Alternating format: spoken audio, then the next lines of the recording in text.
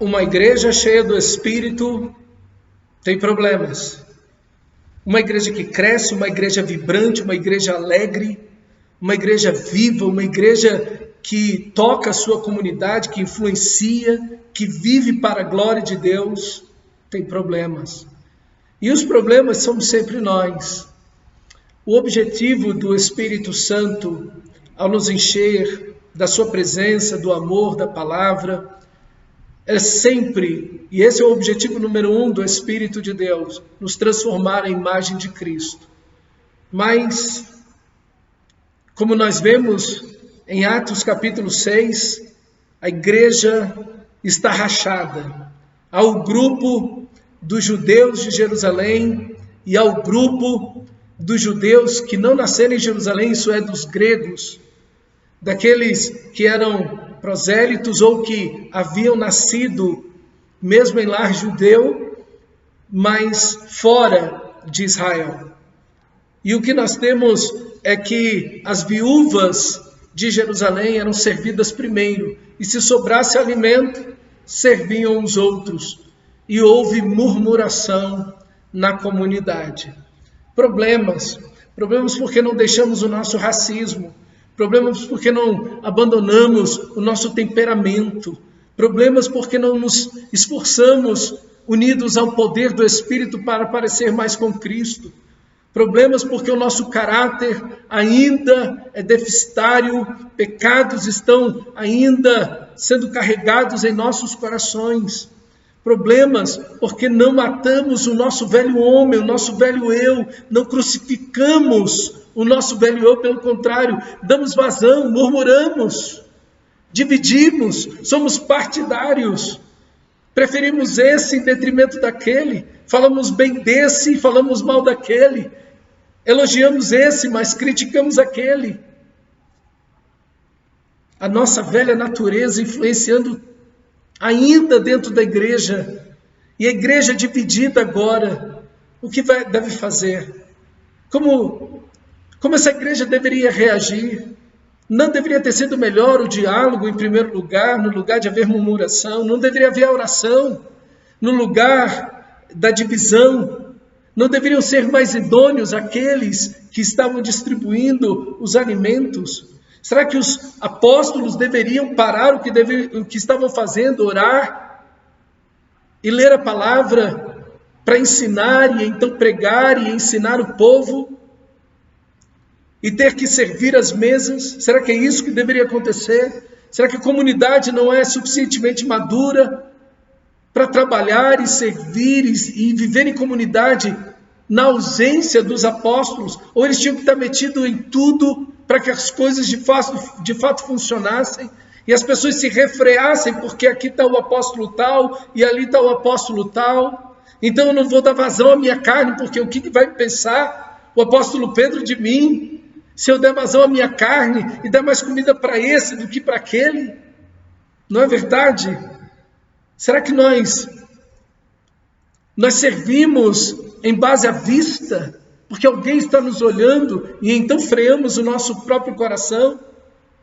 E quando os nossos pastores não estão perto, nós então damos vazão e falamos mal uns dos outros, destratamos uns aos outros? Será que somos tão infantis assim?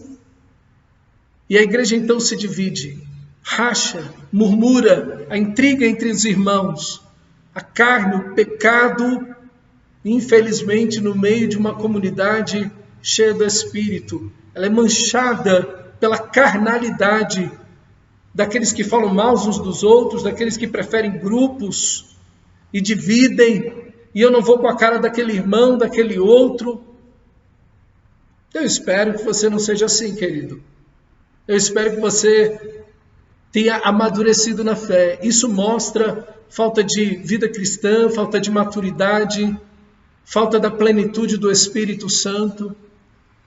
E o problema é resolvido, então, os apóstolos tomam a decisão: nós não vamos deixar a palavra de Deus e a oração para servir as mesas. Não dá para o pastor fazer tudo.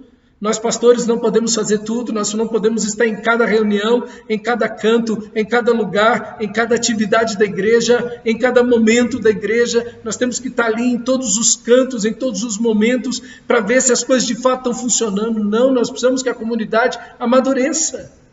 Nós precisamos que os cristãos amadureçam, cada irmão amadureça, deixe de ser menino na fé, de ficar de picuinha, de briga, de ressentimento, de disse-me-disse, destratando uns aos outros, infantis, imaturos. Não, precisamos que a igreja cresça, que a igreja amadureça, que entendamos o propósito de Deus, da unidade, que é a unidade do Espírito, e uma igreja cheia do Espírito é uma igreja unida, e que nós não podemos ficar e ser cheios do Espírito Santo na desunião, na divisão, e que precisamos, de fato, avançar a imagem de Cristo Jesus. Eles escolhem homens gregos para tomar conta daquela situação. Interessante isso. Eles pegaram todos os, que aqui são diáconos, né? Eles pegam todos os que são helenistas, justamente aqueles que estavam sendo deixados, abandonados, as viúvas daqueles que estavam sendo abandonados na distribuição do alimento diário. Eles tiram da mão desses para colocar na mão daqueles. Imagina isso. Isso poderia dar mais resultado ainda, mais pano para manga para murmuração. Ah, deveria escolher tantos daqui, tantos daqui. Aí fazia uma mescla, uma mistura, então haveria equilíbrio. Não.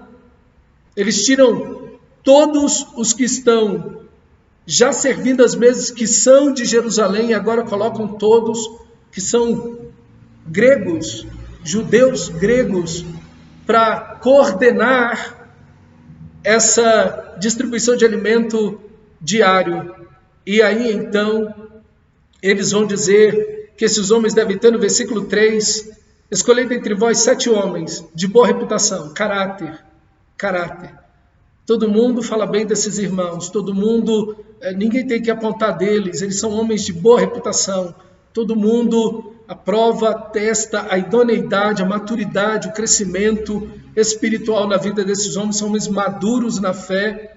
E obviamente quem é assim é cheio do Espírito Santo e tem sabedoria, não está resolvendo a coisa na carne, não está resolvendo a coisa no ímpeto, não está resolvendo a coisa no temperamento, não está resolvendo a coisa porque o irmão lá, alguns anos atrás, falou e disse, fez contra mim, então por isso agora eu vou matar ele na unha aqui.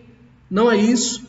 Mas vão ser cheios de sabedoria, boa reputação e que se encarreguem desse serviço. E nós vamos continuar servindo a Deus por meio da palavra e da oração.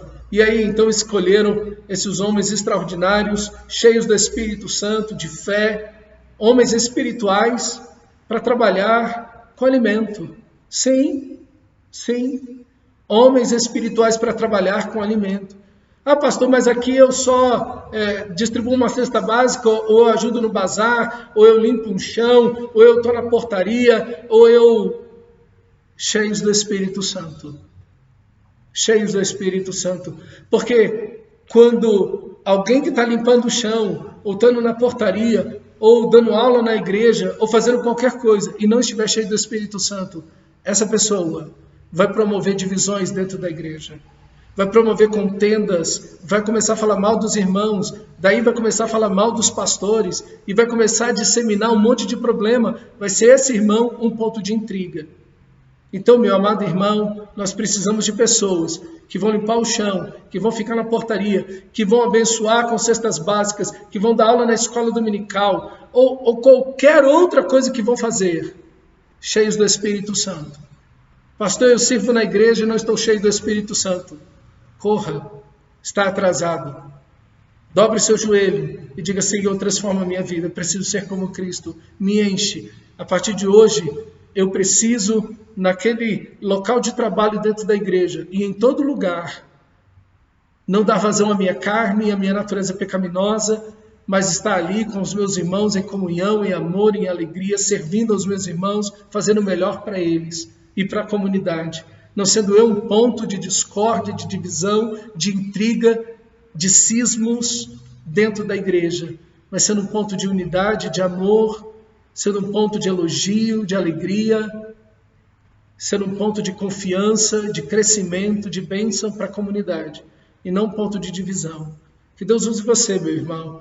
Que Deus abençoe você e que você seja um ponto de glória a Deus no meio da comunidade. Que a comunidade seja abençoada com seu serviço, restaurada com a sua presença, que você, cheio do Espírito Santo e de sabedoria, resolvendo as coisas não na carne, mas no Espírito, possa ter boa reputação, porque todos olham para você e veem, ali tem um irmão maravilhoso, que sempre tem um ponto de unidade, de unir a igreja, de elogiar as pessoas, de abençoar os irmãos. Não é alguém que está falando mal de ninguém, mas é alguém que está elogiando os irmãos. Nunca vi esse irmão falando mal de ninguém. Ao contrário, sempre vejo nos lábios dele o ponto positivo de um, de outro, o elogio, a gratidão.